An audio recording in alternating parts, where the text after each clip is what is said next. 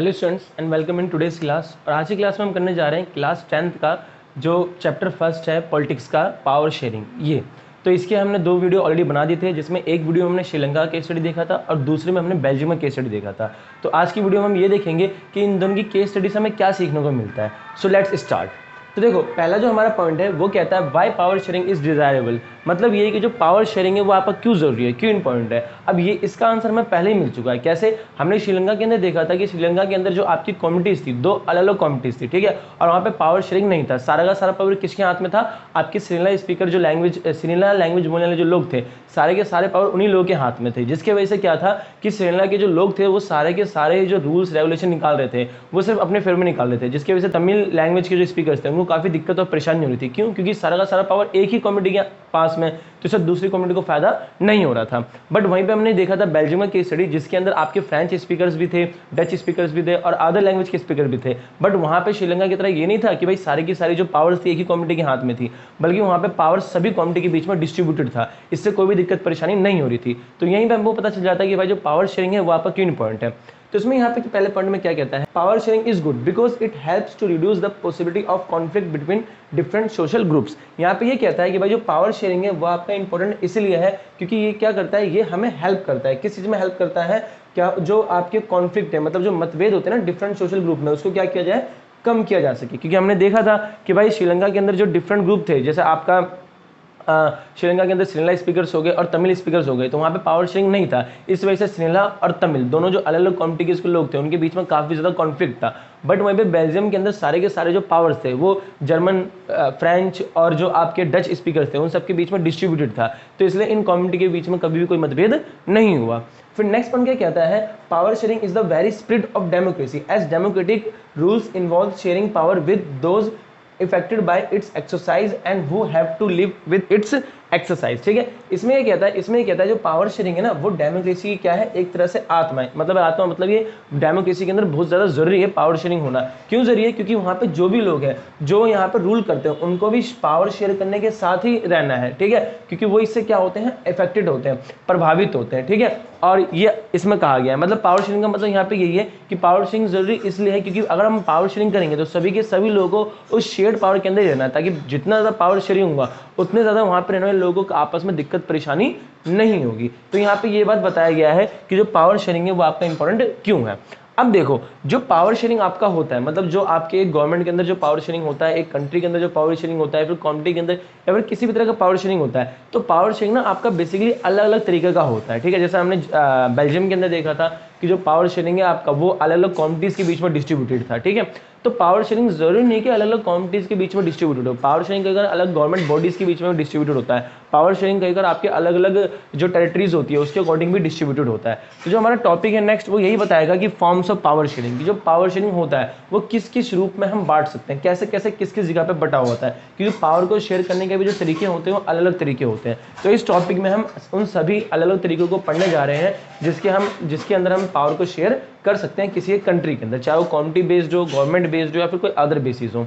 तो यहाँ पे जो फर्स्ट पॉइंट है वो क्या कहता है कि power is shared among different organs of government. ठीक है, कि यहाँ पे जो पहला पॉइंट है वो ये बताता है कि भाई जो आपका पावर शेयर होता है वो गवर्नमेंट की अलग अलग बॉडीज के बीच में हो सकता है। गवर्नमेंट की अलग अलग बॉडीज मतलब कि लेजिस्लेचर, एग्जीक्यूटिव और जुडिशरी। ठीक है, अब देखो इंडिया के अंदर भी आपके ये तीनों ही जो आपके ऑर्गन्स है गवर्नमेंट की, ये पाए जाते हैं। क्या? एक आपका लेजिस्लेचर होता है, एक आपका एग्जीक्यूटिव होता है, एक आपका जुडिशरी होता है। अब इनका काम क्या होता है बेसिकली, देखो लेजिस्लेचर, एग्जीक्यूटिव, जुडिशरी को समझने के लिए हम थोड़े ये वाले पॉइंट देखते हैं गवर्नमेंट बॉडीज की। इसमें क्या क्या होता है बेसिकली, जो आपके लेजिस्लेचर, एग्जीक्यूटिव, जो जुडिशरी होते हैं, ये तीनों ही मिलकर इंडिया की कॉन्स्टिट्यूशन के लिए काम करते हैं। जैसे आपको पता है, मैं इंडिया का एग्जांपल ले रहा हूँ। ठीक है, तो हम जैसे हमें मालूम है जो लेजिस्लेचर होता है उसके अंदर आपके जो आपके हाउसेज आते हैं, अपर हाउसेज, लोअर हाउसेज, ये इसके अंदर आते हैं। और इसके अंदर क्या करते हैं, लेजिस्लेचर के अंदर जो भी इनके मेंबर्स होते हैं, एमएलए, एमपी वगैरह जो होते हैं, इसके अंदर वो पूरे कंट्री के लिए क्या करते हैं, कानून बनाने का काम करते हैं। वहीं पे जो एग्जीक्यूटिव होते हैं, इसमें प्रेसिडेंट, वाइस प्रेसिडेंट आते हैं, वो क्या करते हैं, वो इसके एग्जीक्यूटिव के अंदर रह के वो पूरे कंट्री के अंदर जो भी नियम है उनको लागू कराने का काम करते हैं, इंप्लीमेंट कराने का काम करते हैं। और जुडिशरी जिसके अंदर आपके सुप्रीम कोर्ट के डिस्ट्रिक्ट कोर्ट के जज वगैरह आ जाते हैं, वो क्या करते हैं कि जो भी कानून लेजिस्लेचर ने बनाया है और जो एग्जीक्यूटिव ने कानून को पूरे कंट्री के अंदर इंप्लीमेंट किया है, उस कानून को कोई तोड़ने वाला तो नहीं है, और जो तोड़ने वाला है तो उसको दंड देने का काम कौन करता है, जुडिशरी करता है। ये आपको ध्यान रखना है। इन तीनों में से भी कोई किसी का सबऑर्डिनेट या सुपीरियर नहीं होता, ये तीनों ही आपके इक्वल लेवल के माने जाते हैं, ठीक है। तो यही इसमें कहा गया है कि government of legislature, executive and judiciary में, ये आपको ध्यान रखना है। नेक्स्ट पॉइंट में क्या कहता है कि we can call it horizontal distribution of powers because it allows different organs of government placed at the same level to exercise different powers, ठीक है। इसमें ये कहता है कि जो आपका लेजिस्लेचर, एग्जीक्यूटिव और जो जुडिशरी है, इसको हम क्या कह सकते हैं, इसको हम ना एक हॉरिजॉन्टल डिस्ट्रीब्यूशन ऑफ पावर कह सकते हैं, हॉरिजॉन्टल डिस्ट्रीब्यूशन ऑफ पावर कह सकते हैं। अब इसे हम हॉरिजॉन्टल डिस्ट्रीब्यूशन ऑफ पावर इसलिए कह सकते हैं क्योंकि इन तीनों में से ना कोई भी आपका किसी का सुपीरियर सबऑर्डिनेट नहीं है, बल्कि ये सारे के सारे आपके सेम लेवल के ऊपर काम करते हैं। बस फर्क ये होता है कि इन तीनों का काम अलग अलग होता है, बट ये तीनों ही सेम लेवल के होते हैं। ये आपको ध्यान रखना है, इसमें यही बात बताई गई है, ठीक है, कि तीनों ही आपके डिफरेंट काम करते हैं बट ये सेम लेवल के होते हैं। नेक्स्ट पॉइंट में ये कहता है कि these each organs checks the other and ensure that none of the organs exercise unlimited power which result in balance of power among all, ठीक है। इसमें यही बताया गया कि भाई जो तीनों आपकी बॉडीज होते हैं, इन तीनों बॉडीज का काम ये भी होता है कि वो एक दूसरे के काम को ना चेक करते हैं कि भाई कोई भी बॉडी ऐसे तो नहीं है कि जो उनके पावर मिली है वो उससे ज़्यादा पावर का यूज़ करें। अगर ज़्यादा पावर का यूज़ करेंगे या फिर अनलिमिटेड पावर का यूज़ करेंगे तो इन तीनों का जो काम होता है वो इनबैलेंस हो सकता है। तो यही बात इसके अंदर बताई गई है। फिर आप चाहो तो ये पॉइंट पूरा करने के बाद फिर ये भी नोट कर लेना और उसके नीचे ये वाला पॉइंट भी नोट कर लेना है। इसमें क्या कहता है, इसमें आपका ये कहता है कि these arrangement is called a system of checks and balance. ये जो अरेंजमेंट होता है, इस अरेंजमेंट को हम क्या कहते हैं, इस अरेंजमेंट को हम चेक एंड बैलेंस का कहते हैं। चेक एंड बैलेंस क्यों कहते हैं, चेक एंड बैलेंस इसलिए कहते हैं क्योंकि यहीं पे मैंने आपको बता दिया कि इन तीनों का जो पावर होता है वो तीनों सेम लेवल के होते हैं, ठीक है, और तीनों का फंक्शन अलग अलग होता है। और इन तीनों का काम ये भी होता है कि तीनों क्या कर सकते हैं, तीनों के जो अलग अलग फंक्शन होते हैं, अलग अलग पावर्स होते हैं, उनको वो चेक कर सकते हैं। ये आपको ध्यान रखना है, ठीक है। और इसके अंदर आपके जज भी अपॉइंट्स किए जाते हैं जुडिशरी के अंदर, ठीक है, जो ये करते हैं किसी फंक्शन को आपका चेक करते हैं। ये आपको ध्यान रखना है, ठीक है। तो एक गवर्नमेंट के अंदर किस तरह से आपके पावर डिस्ट्रीब्यूटेड होते हैं लेजिस्लेचर, एग्जीक्यूटिव, जुडिशरी के अंदर, वो हमने देख लिया। अब गवर्नमेंट के अलावा और किस किस जगह पे किस तरह से पावर शेयरिंग होता है वो अब हम देखते हैं। तो अब हम देखते हैं second way power of division कि कैसे होता है। देखो फर्स्ट वे ऑफ डिवीजन में हमने देखा था जो पावर शेयर होता है आपका एक ही लेवल फॉर्म, मतलब गवर्नमेंट के अंदर जो डिफरेंट बॉडीज होती हैं एक ही लेवल पे, उनके बीच में पावर शेयर होता है। वो तीनों बॉडीज होती हैं आपके एक ही लेवल पे बट उनका फंक्शन अलग अलग होता है, तो उनमें अलग अलग पावर शेयर होती हैं लेजिस्लेचर में, एग्जीक्यूटिव में और जुडिशरी में, जो हमने इससे पहले देखा था।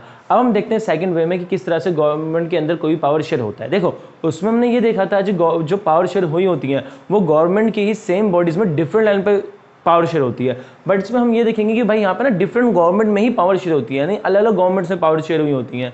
कैसे होती हैं वो हम देखते हैं। तो क्या कहता है, power can be shared among government at different level, मतलब यहाँ पे जो पावर शेयर होगा वो डिफरेंट अलग अलग गवर्नमेंट्स के बीच में ही शेयर होगा एक ही कंट्री के अंदर। कैसे, यहाँ पे क्या कहता है, basically there are two form of government in any country in which first general government and second provincial और रीजनल गवर्नमेंट। देखो हालांकि यहाँ पे लिखा है form of in any country, मतलब किसी भी कंट्री के अंदर, जरूरी नहीं कि सभी कंट्री के अंदर, बट कुछ कंट्रीज के अंदर क्या होती है, दो फॉर्म ऑफ गवर्नमेंट होती है, जिसमें से पहला फॉर्म ऑफ गवर्नमेंट होता है आपका जनरल गवर्नमेंट और सेकंड फॉर्म ऑफ गवर्नमेंट होता है आपका प्रोविंशियल और रीजनल गवर्नमेंट। मतलब ये कि जनरल गवर्नमेंट होता है वो पूरी कंट्री के ही वर्क को देखता है, और जो आपका सेकंड प्रोविंशियल या फिर रीजनल गवर्नमेंट होता है वो किसी एक पर्टिकुलर एरिया या फिर पर्टिकुलर कम्युनिटी या फिर पर्टिकुलर लैंग्वेज के लोगों के काम को ही देखता है। ये आपको ध्यान रखना है। फिर नेक्स्ट क्या कहता है कि this system is not followed in all countries, ठीक है। और जो ये आपका जो डिफरेंट सिस्टम ऑफ गवर्नमेंट है कि भाई एक ही कंट्री के अंदर डिफरेंट गवर्नमेंट रहते हैं, तो ये सिस्टम हर एक कंट्री के अंदर आपको नहीं मिलेगा। पूरे वर्ल्ड के अंदर लगभग 25 कंट्रीज हैं जिनके अंदर आपको ये सिस्टम मिलेगा, जिसके अंदर एक ही कंट्री के अंदर दो से अलग अलग ज़्यादा गवर्नमेंट्स होती हैं, ठीक है। अब इसमें होता क्या, ये जो डिफरेंट गवर्नमेंट्स होती है काम कैसे करती है वो अब हम देखते हैं। तो इसमें क्या कहता है कि जो जनरल गवर्नमेंट होती है, मैंने आपको बताया ना कि भाई जो आपका ये है जिसके अंदर डिफरेंट गवर्नमेंट के अंदर जो होती हैं पावर शेयर होती हैं, तो उसमें दो गवर्नमेंट होती है, एक फर्स्ट गवर्नमेंट होता है जिसको हम जनरल गवर्नमेंट कहते हैं और एक सेकंड गवर्नमेंट होता है जिसको हम प्रोविंशियल या फिर रीजनल गवर्नमेंट कहते हैं। तो इनका काम क्या होता है, ये कैसे होते हैं, तो यहाँ पे वही बताया गया है कि जो आपका फर्स्ट जो है जो जनरल गवर्नमेंट है वो क्या करती है, वो works for entire country and provincial government works for a specific region. This system is called federal government system. ये आपको ध्यान रखना है। अब यहाँ पे डिफाइन किया गया कि भाई जनरल गवर्नमेंट क्या होता है और आपका जो प्रोविंशियल या फिर जो रीजनल गवर्नमेंट होता है वो क्या होता है। तो पहला जो है जनरल गवर्नमेंट, उसके बारे में यहाँ पे बताया गया है कि जो जनरल गवर्नमेंट होता है वो पूरी कंट्री के लिए ही, मतलब पूरे कंट्री से जुड़े हुए जो डिसीजंस होते हैं, पूरे कंट्री से जुड़े हुए जो पावर होते हैं, वर्क होते हैं, उसके ऊपर काम करता है। वो कौन सी गवर्नमेंट? जनरल गवर्नमेंट, किसी भी कंट्री के अंदर, ठीक है, जिसके अंदर ये सिस्टम अप्लाई होता है। और जो सेकंड है आपका प्रोविंशियल गवर्नमेंट, जो सेकंड है आपका प्रोविंशियल या रीजनल गवर्नमेंट, ठीक है, वो क्या करता है, वो किसी एक पर्टिकुलर एरिया या पर्टिकुलर कम्युनिटी या फिर पर्टिकुलर रीजन के लिए काम करता है। तो ऐसे गवर्नमेंट के सिस्टम को हम फेडरल गवर्नमेंट ऑफ सिस्टम कहते हैं। तो बेसिकली एक ऐसा टाइप ऑफ गवर्नमेंट जिसमें एक कंट्री के अंदर दो गवर्नमेंट होती है, जिसमें से एक गवर्नमेंट पूरी कंट्री के लिए काम करती है, जिसको हम जनरल या फिर जनरल गवर्नमेंट कह देते हैं, ठीक है, और दूसरी जो गवर्नमेंट होती है वो किसी एक पर्टिकुलर एरिया के लिए या फिर पर्टिकुलर कम्युनिटी के लिए, पर्टिकुलर लैंग्वेज वाले लोगों के लिए काम करती है, जिसको हम प्रोविंशियल या फिर रीजनल गवर्नमेंट क्या देते हैं। ये आपको ध्यान रखना है। तो हम ये देखते हैं कि ये जो तरीका है गवर्नमेंट का काम करने का, क्या ये इंडिया के अंदर है? तो नेक्स्ट पॉइंट क्या कहता है? नेक्स्ट पॉइंट इंडिया के बारे में बताता है कि in India general government refers to central और union government and provincial government refers to state government in different country, this known by different names, ठीक है। देखो जैसे मैंने आपको यहाँ पे बताया था ना कि जो जनरल गवर्नमेंट होता है आपका वो पूरे कंट्री के लिए काम करता है। तो इंडिया के अंदर जो जनरल गवर्नमेंट है जो पूरी कंट्री के लिए काम करता है उसको हम सेंट्रल या फिर यूनियन गवर्नमेंट कहते हैं। तो आपने ऐसे सुना होगा इंडिया के अंदर सेंटर में इसकी गवर्नमेंट है, यूनियन गवर्नमेंट है। तो सेंट्रल गवर्नमेंट, स्टेट गवर्नमेंट का मतलब वो गवर्नमेंट है जो पूरी कंट्री के लिए ही काम करती है या फिर पूरी कंट्री के लिए बड़े बड़े डिसीजंस लेती है, ठीक है। जैसे इंडिया के अंदर सेंटर में गवर्नमेंट किसकी है? तो आप बोलोगे बीजेपी की है, मोदी जी की है, भारतीय जनता पार्टी की, जो पूरी कंट्री में ही अपनी गवर्नमेंट बना के भी बैठी हुई है, ठीक है, जो पूरी कंट्री से जुड़े हुए बड़े बड़े डिसीजंस वगैरह लेती है, ठीक है। और वहीं पे इंडिया के अंदर जो आपका दूसरा गवर्नमेंट यानी कि जो प्रोविंशियल और रीजनल गवर्नमेंट है उसको हम क्या कहते हैं? तो इसको हम कहते हैं स्टेट गवर्नमेंट, ठीक है। देखो हर एक स्टेट का अलग अलग गवर्नमेंट होता है। जैसे आपको पता है बिहार गवर्नमेंट अलग है, राजस्थान गवर्नमेंट अलग है, यूपी गवर्नमेंट अलग है, हर एक गवर्नमेंट आपका अलग अलग है। तो जो इंडिया के अंदर जो जनरल गवर्नमेंट है वो स्टेट गवर्नमेंट है, यूनियन गवर्नमेंट है जो पूरी कंट्री से जुड़े हुए काम करती है। और जो सेकंड गवर्नमेंट है प्रोविंशियल गवर्नमेंट, रीजनल गवर्नमेंट, उसको इंडिया में कहते हैं स्टेट गवर्नमेंट, कि हर एक स्टेट के अलग अलग गवर्नमेंट्स होते हैं। ये आपको ध्यान रखना है, ठीक है। तो इसी सिस्टम को, गवर्नमेंट के इसी सिस्टम को हम क्या कहते हैं? फेडरल गवर्नमेंट कहते हैं। ये आपको ध्यान रखना है। और जो पॉलिटिक्स का आपका सेकंड चैप्टर है ना वो इसी फेडरल गवर्नमेंट के ऊपर ही डिपेंड है। तो फेडरल गवर्नमेंट में उस चैप्टर में हम डीपली पढ़ेंगे कि फेडरल गवर्नमेंट किस तरह से कैसे कैसे काम करता है और कैसे उनकी पावर बटे हुए होते हैं। नेक्स्ट पॉइंट क्या कहता है कि the same principle of division of power can extend more than two government such as municipality and panchayat, ठीक है। देखो यहाँ तक तो मैंने आपको ये बताया कि जो फेडरल गवर्नमेंट सिस्टम होता है उसके अंदर जो पावर डिवाइडेड होते हैं वो दो लेवल ऑफ गवर्नमेंट डिवाइडेड होते हैं। पहला बड़ा लेवल आता है यूनियन गवर्नमेंट का, सेंट्रल गवर्नमेंट का, जिसको आप जनरल गवर्नमेंट कह सकते हो, जो पूरी कंट्री के लिए काम करता है, ठीक है। और दूसरा गवर्नमेंट जो आता है वो प्रोविंशियल गवर्नमेंट का, रीजनल गवर्नमेंट का या फिर स्टेट गवर्नमेंट का, जो अलग अलग स्टेट में काम करता है। तो ये इन दोनों में पावर्स बटे हुए होती हैं। तो वो सिर्फ इंडिया के अंदर होता है, ठीक है। लेकिन कुछ कुछ कंट्री के अंदर इंक्लूडिंग इंडिया की दो से अधिक गवर्नमेंट भी होती है, उनके बीच में पावर बटा हुआ होता है। जैसे इंडिया के अंदर सबसे पहले जो आती है वो आता है आपका यूनियन गवर्नमेंट जो पूरी कंट्री के लिए काम करता है, दूसरा आता है स्टेट गवर्नमेंट जो किसी एक पर्टिकुलर स्टेट राज्य के लिए काम करता है, और तीसरा इससे भी लोअर गवर्नमेंट आता है जिसको हम कहते हैं म्युनिसिपल पार्टी या फिर पंचायत, ठीक है, जिसको हम लोकल गवर्नमेंट कहते हैं। तो म्युनिसिपल पार्टी, पंचायत, ये एक स्टेट के अंदर अलग अलग एरिया के गवर्नमेंट होते हैं जो अलग अलग छोटे छोटे एरिया के लिए काम करते हैं। तो ये आपको ध्यान रखना है। तो फेडरल गवर्नमेंट सिस्टम के अंदर सिर्फ दो ही लेवल ऑफ गवर्नमेंट में नहीं बल्कि दो से ज्यादा अगर छोटे गवर्नमेंट और है तो उनके बीच में पावर बटा हुआ होता है। जैसे इंडिया के अंदर थर्ड लेवल ऑफ गवर्नमेंट आप जिसे कह सकते हो वो म्युनिसिपल पार्टी या फिर पंचायत है। अगर आपका अर्बन एरिया है तो वहाँ पे म्युनिसिपल पार्टीज मिलेगी या फिर एमसीडी मिलेगी, म्युनिसिपल कॉर्पोरेशन। अगर आपका रूरल एरिया है तो वहाँ पे आपको पंचायती राज मिलेगा, ठीक है, पंचायत गवर्नमेंट सिस्टम मिलेगा। इस पूरे के बारे में हम नेक्स्ट चैप्टर के अंदर बात करेंगे, पॉलिटिक्स का ही सेकंड चैप्टर के अंदर। फिर आगे कहता है in this system powers are divided from higher to lower level of government. अब आपने देखो यहाँ पे अब आपको समझ में आ गया होगा कि जो फेडरल गवर्नमेंट सिस्टम होता है जिसमें गवर्नमेंट अलग अलग गवर्नमेंट के लेवल के बीच में पावर डिस्ट्रीब्यूटेड होती है, तो वो आपके अलग लेवल होते हैं। सबसे सुपीरियर सेंट्रल गवर्नमेंट को माना जाता है, उसके अंडर स्टेट गवर्नमेंट को, और फिर उसके अंडर लोकल गवर्नमेंट को, जिसके अंदर पंचायत और म्युनिसिपल पार्टीज आती हैं। तो तीनों का अलग अलग लेवल होता है। तो तीनों का अलग अलग लेवल होने की वजह से इसको हम क्या कहते हैं? इसको हम वर्टिकल पावर ऑफ डिवीजन कहते हैं। इससे पहले जो हमने पढ़ा था वो था डिफरेंट ऑर्गन्स ऑफ गवर्नमेंट, की गवर्नमेंट के डिफरेंट ऑर्गन्स के बीच में पावर डिस्ट्रीब्यूटेड होता है। उसमें कोई किसी का सुपीरियर या सबऑर्डिनेट नहीं होता, तीनों इक्वल लेवल के होते हैं, बस तीनों का फंक्शन अलग अलग होता है। तो इसलिए वो आपका हॉरिजॉन्टल के हिसाब से माना जाता है, ठीक है, हॉरिजॉन्टल पावर ऑफ डिस्ट्रीब्यूशन होता है यहाँ पे। लेकिन यहाँ पे अलग अलग स्टेट के अलग अलग लेवल पे गवर्नमेंट डिस्ट्रीब्यूटेड है, इसलिए इनके जो डिवीजन ऑफ पावर है उसको हम वर्टिकल पावर ऑफ डिवीजन कहेंगे। तो ये हो गया सेकंड टाइप की, जो एक गवर्नमेंट होती है या फिर जो एक कंट्री होती है उनके बीच में पावर कैसे डिस्ट्रीब्यूटेड होता है। अब हम थर्ड टाइप देखते हैं कि थर्ड टाइप के अंदर जो पावर्स होते हैं वो गवर्नमेंट के बीच में या फिर उनके अंदर जो कंट्रीज में जो भी तरीका होता है उसमें कैसे पावर डिस्ट्रीब्यूटेड होता है। So let's see. देखो अब हम देखते हैं तीसरा तरीका, जिसके अंदर कोई भी जो कम्युनिटी होती है या फिर गवर्नमेंट होती है या फिर किसी भी कंट्री के अंदर जो पावर शेयरिंग हो सकता है। पहला तरीका हमने देखा था कि भाई जो एक गवर्नमेंट होता है उसमें जो डिफरेंट बॉडीज़ होती हैं वो अपना पावर शेयर करती हैं, जिसमें लेजिस्लेचर, एग्जीक्यूटिव और जुडिशरी आता है। फिर दूसरा तरीका हमने देखा था जो डिफरेंट गवर्नमेंट होती है वो अपनी पावर शेयर करती हैं, जैसे आपका सेंट्रल गवर्नमेंट हो गया, स्टेट गवर्नमेंट हो गया, लोकल गवर्नमेंट हो गया, ठीक है। फिर तीसरा तरीका यहाँ पे जो पावर शेयरिंग का है वो यहाँ पे लिखा हुआ है क्या, कि power can also be shared among different social groups such as the religious and linguistic group, ठीक है। यहाँ पे क्या कहा गया कि जो पावर है ना वो आपके डिफरेंट सोशल ग्रुप में ही हो सकता है। सोशल ग्रुप मतलब जो आपके सामाजिक ग्रुप होते हैं उनमें, जो सामाजिक ग्रुप होता है किसी भी तरह के बन सकता है, या तो जाति के आधार पर बन सकते हैं, या तो अपने धर्म के आधार पर बन सकते हैं, लैंग्वेज के आधार पर बन सकते हैं, किसी भी आधार पर सोशल ग्रुप बन सकते हैं। तो इस तरह के आधार पर जो सोशल ग्रुप बनते हैं उनके बीच में भी आपस में पावर शेयरिंग जो है वो होती रहती है। तो यहाँ पे क्या कहता है कि this method is used to give minority communities a fair share in power. अब ऐसा क्यों किया जाता है, जो पावर होती है वो डिफरेंट कम्युनिटीज़ के बीच में क्यों शेयर की जाती है। तो यहाँ पे बताया गया है कि जो पावर्स होती हैं वो डिफरेंट कम्युनिटी के बीच में शेयर इसलिए की जाती हैं ताकि जो माइनॉरिटी कम्युनिटी के लोग होते हैं ना, माइनॉरिटी मतलब ऐसे जाति या धर्म के लोग जिनकी जनसंख्या जो है वो कम होती है देश के अंदर, तो उनको अगर ऐसा लगता है कि भाई हमारी जनसंख्या कम है इसलिए हमारे साथ में भेदभाव होता है, तो जिनकी जनसंख्या कम है उनके साथ भेदभाव ना हो, तो उस भेदभाव को कम करने के लिए पावर शेयरिंग की जाती है ताकि उनको भी उतना ही अधिकार मिल सके जितना कि मेजोरिटी वाले लोगों को मिलती है। फिर नेक्स्ट ये कहता है कि community government is best example of it from Belgium, ठीक है। अब देखो जो कम्युनिटी गवर्नमेंट बना था बेल्जियम के अंदर, अगर आपने पार्ट सेकंड देखा हो इस चैप्टर का वीडियो वाला, तो उसमें मैंने आपको बताया था जो बेल्जियम में था एक गवर्नमेंट बना था जिसको हम कहते हैं कम्युनिटी गवर्नमेंट। तो बेसिकली कम्युनिटी गवर्नमेंट का जो कम्युनिटी गवर्नमेंट थी वहाँ पे किस बेस से बनी हुई थी, जो कम्युनिटी गवर्नमेंट आपकी बनी हुई थी वो आपकी कास्ट के आधार पे बनी हुई थी, कि उसमें जो भी काम होते हैं यहाँ पे किसके आधार पे होते हैं, कास्ट के आधार पे होते हैं। जो कम्युनिटी गवर्नमेंट आपकी चूज़ की जाती है वो कास्ट के आधार पे तो आपकी चूज़ की जाती है, जो मैंने आपको बताया था, तो ये आपको ध्यान रखना है। तो कम्युनिटी गवर्नमेंट आपका किस तरह का एग्जाम्पल है, वो आपका सोशल ग्रुप का ही एग्जाम्पल है। ये कम्युनिटी गवर्नमेंट जो थी वो आपकी तीन तरह की गवर्नमेंट बनती है, एक आपका फ्रेंच स्पीकिंग में बनती है, एक डच स्पीकिंग में और एक जर्मन स्पीकिंग में, कि भाई अलग अलग लैंग्वेज बोलने वाले अपने अलग अलग कम्युनिटी के हिसाब से गवर्नमेंट बनाते हैं, तो वो भी एक आपका कम्युनिटी गवर्नमेंट के अंदर आ जाता है, ठीक है। फिर नेक्स्ट टाइप क्या कहता है कि this type of arrangement made to give space different social group who feel alienated, ठीक है। और देखो ये जो आपका कम्युनिटी, ये जो आपके सोशल ग्रुप हैं ये इसलिए बनाए जाते हैं ताकि क्या किया जाए कि भाई पॉलिटिक्स के अंदर ऐसे लोगों को मौका दिया जाए जिनको ऐसा लगता है कि भाई जो गवर्नमेंट है उनके साथ क्या करती है, एलिनेट करती है, यानी कि उनके साथ भेदभाव करती है, उनको एकांत रखती है। तो भाई ऐसे सोशल ग्रुप जिनको लगता है, जिनकी जनसंख्या कम है या फिर जिनको लगता है कि भाई जो सरकार है वो हमारे साथ भेदभाव कर रही है, तो उनके लिए किया जाता है ताकि भाई वो भी पॉलिटिक्स में आ सकें और पॉलिटिक्स में उतना हिस्सा ले सकें जितना कि बाकी मेजर कम्युनिटी के लोग लेते हैं।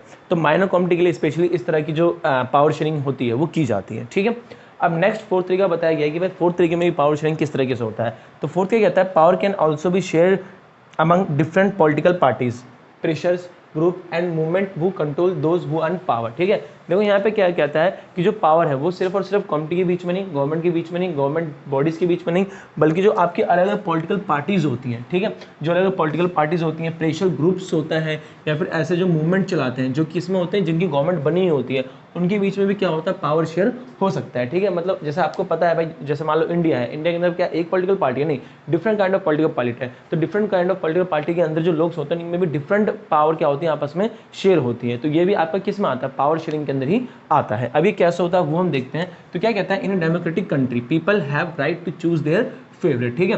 देखो जो एक आपका डेमोक्रेटिक कंट्री होता है, एक जो लोकतांत्रिक देश होता है जहाँ पर डेमोक्रेसी होती है, वहाँ के लोगों को राइट होता है कि वो अपने मनपसंद कोई भी सरकार चूज कर सकते हैं। मतलब डिफरेंट पार्टीज होती हैं, जैसे इंडिया में बीजेपी है, उसके बाद आपका आम आदमी पार्टी है, कांग्रेस है, और भी बहुत सारी पार्टीज हैं, ठीक है। तो इन सारी पार्टीज में जो फेवरेट पार्टी है उनको चूज करने का जो मौका है हमारे देश के लोगों के पास होता है, ठीक है। So powers are shared among different political parties that represent different ideology and social group, ठीक है। तो जो पावर होते हैं वो इस तरह के डिफरेंट पॉलिटिकल पार्टीज के बीच में शेयर होते हैं, और डिफरेंट पॉलिटिकल पार्टीज की ना अपनी खुद की एक अलग सोच होती है, और उनका वो एक अलग ही सामाजिक ग्रुप को रिप्रेजेंट करते हैं, तो उनके बीच में पावर शेयर होता है। कब होता है, किस तरीके से होता है, वो हम देखते हैं।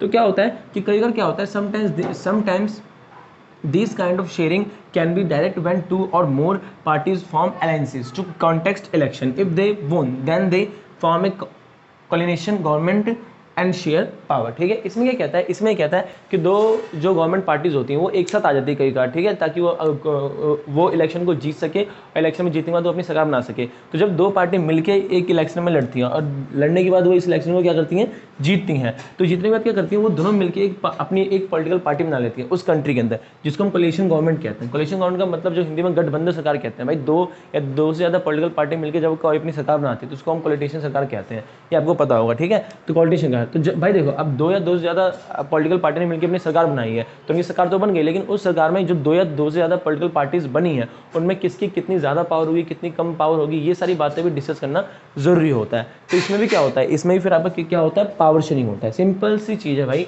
जब एक कंट्री के अंदर दो या दो ज़्यादा पॉलिटिकल पार्टी मिलकर एक साथ मिलकर एक इलेक्शन लड़ती हैं और वो जीत जाती हैं, तो जीतने के बाद जब वो अपनी गवर्नमेंट बनाती है तो वो दो तीन पॉलिटिकल पार्टीज आपस में डिसाइड करती है कि किसका क्या पावर होगा। तो इस तरह से दो या दो से ज़्यादा डिफरेंट पॉलिटिकल पार्टीज में पावर शेयरिंग होती है। तो ये हमने समझ लिया इसके क्या ये हमने समझ लिया आज की वीडियो के अंदर कि किस तरह से आपके डिफरेंट गवर्नमेंट के बीच में, डिफरेंट गवर्नमेंट बॉडीज़ के बीच में, या फिर डिफरेंट सोशल ग्रुप्स के बीच में, या फिर डिफरेंट पॉलिटिकल पार्टीज़ के बीच में किस तरह से आपकी जो पावर होती है वो शेयर होती हैं। ठीक है, तो इसी के साथ हमारा जो ये चैप्टर है, chapter first of class 10th from civics, power sharing, ये आपका खत्म होता है। ठीक है, अब हम आगे करेंगे आने वाले वीडियोस में किसी और चैप्टर को चूज़ करके फिर उसके ऊपर हम करेंगे।